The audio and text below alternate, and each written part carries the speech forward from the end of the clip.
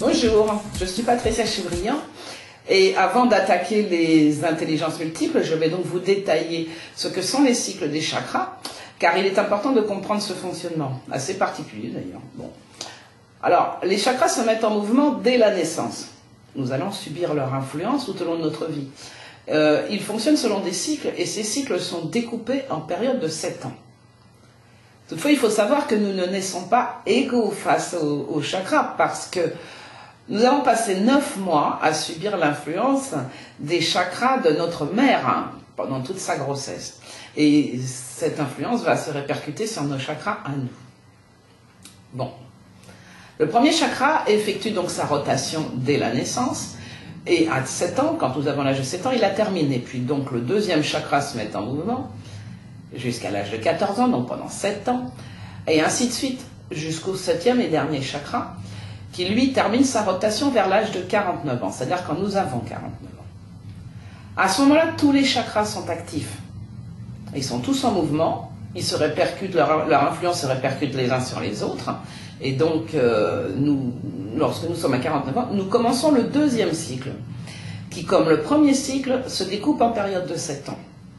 La différence majeure entre le premier et le deuxième cycle est que lorsque nous entamons ce second cycle, nous sommes des adultes et nous prenons nos décisions, nous faisons nos choix, il n'y a plus rien du tout qui influence notre comportement. En tout cas, on ne dépend plus normalement des autres. Alors que dans le cas du premier cycle, on dépend de l'environnement et beaucoup de la famille. Bon. Donc ce deuxième cycle commence vers l'âge de 49 ans, il va durer 49 ans, puisque c'est 7 années par chakra, donc il se termine vers l'âge de 98 ans. De 49 ans à 56 ans, nous subissons de nouveau l'influence du premier chakra, le chakra racine, c'est-à-dire l'influence de la peur. Si dans le cycle précédent, nous n'avons pas pu contrôler le 7e chakra, qui lui peut contrôler le chakra racine, de 49 ans à 56 ans, notre existence va être dominée par tout ce qui concerne l'insécurité, la sensation de danger et la peur. Vers l'âge de 56 ans, nous subirons de nouveau l'influence du deuxième chakra, qui est celui du corps et de ses émotions. Vers 63 ans, ce sera l'influence du troisième chakra, qui est celui de la personnalité, et ainsi de suite jusqu'au 7e et dernier chakra. À la fin du deuxième cycle, nous avons environ 98 ans, et nous entamons un troisième cycle, qui retombera de nouveau sous l'influence du premier chakra, et donc sous l'influence de la peur. Le premier chakra influence nos vies de 0 à 7 ans, puis de 49 à 56, et enfin de 98 à 105, pour ceux qui parviennent à cet âge. Le deuxième chakra, lui, nous influence de 7 à 14 ans, puis de 56 à 63 ans, le troisième de 14 à 21 ans, puis de 63 à 70, le quatrième de 21 à 28, puis de 70 à 77, le cinquième de 28 à 35, puis de 77 à 84 ans, le sixième de 35 à 42 ans, puis de 84 à 91 ans, et enfin le septième chakra de 42 à 49 ans, puis de 91 à 98 ans. On voit donc que la manière dont s'est passé le premier cycle va vraiment déterminer le déroulement du deuxième cycle. Et lui, il correspond à la période qui nous permet de corriger les erreurs de ce premier cycle. Ainsi, si la peur s'est développée dans le premier cycle, c'est-à-dire entre 0 et 7 ans, dans le second, nous pouvons rectifier le fonctionnement de ce premier chakra, puisque nous sommes capables de comprendre d'où proviennent nos problèmes.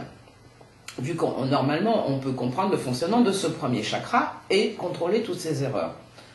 Bon, pourquoi est-ce important de comprendre le fonctionnement des chakras? Eh bien, parce que ces cycles et ces périodes de 7 ans si on ne les comprend pas, on ne peut pas agir sur le fonctionnement des chakras. On ne peut pas corriger leur fonctionnement. Si je prends par exemple un enfant de 12 ans qui aurait des problèmes pour s'exprimer. Bon, il est timide, ou il ne parle pas, voilà, enfin 12 ans ou moins. En fait, c'est l'âge qui détermine quel chakra est concerné. Ben, on pourrait penser que ces problèmes sont dus au mauvais fonctionnement du chakra de la gorge, parce qu'il est le chakra de la communication. Seulement voilà, à 12 ans, on est sous l'influence du deuxième chakra, qui est le chakra du corps. Donc, un enfant de 12 ans ne peut pas subir l'influence du cinquième chakra, puisque celui-ci ne sera actif que vers l'âge de 28 ans. Par conséquent, chercher à rétablir le fonctionnement d'un chakra qui ne fait rien, ne sert à rien. Il faut donc chercher, en fonction de l'âge, quels sont les chakras qui peuvent provoquer ce dérèglement. Et si l'enfant a 12 ans, eh bien, on voit immédiatement que ces problèmes ne peuvent être provoqués que par deux chakras, le premier et le deuxième.